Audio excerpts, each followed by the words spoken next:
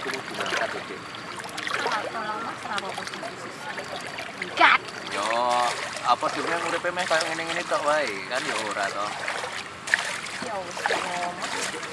Yo, ora neli piye-piye ning kono ya aku ora pengen golek liyane kok, Dik. Gobalmu ki yo. Tuwe. Ya wis, Dik. Nyet, Dik.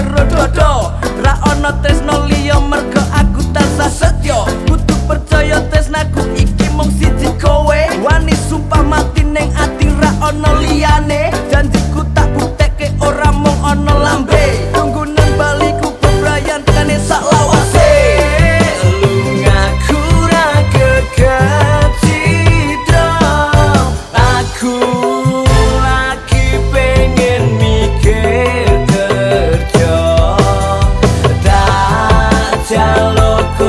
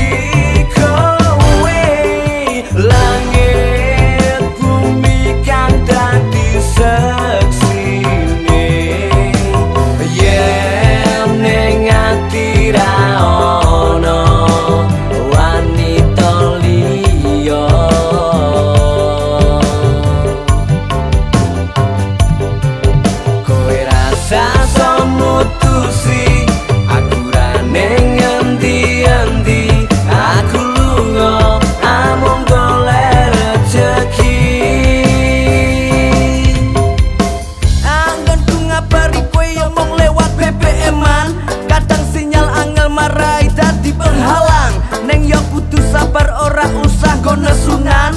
Mergo tresno kuwi mestine akeh pacoban. Sing tak jaluk kowe aja nganti ilang rasa. Senajan aku kerep gawe gelo lan kuciwa, jembarno atimu sak jembare laut samudra. Kowe kudu ngerti yen aku iki cah kerja.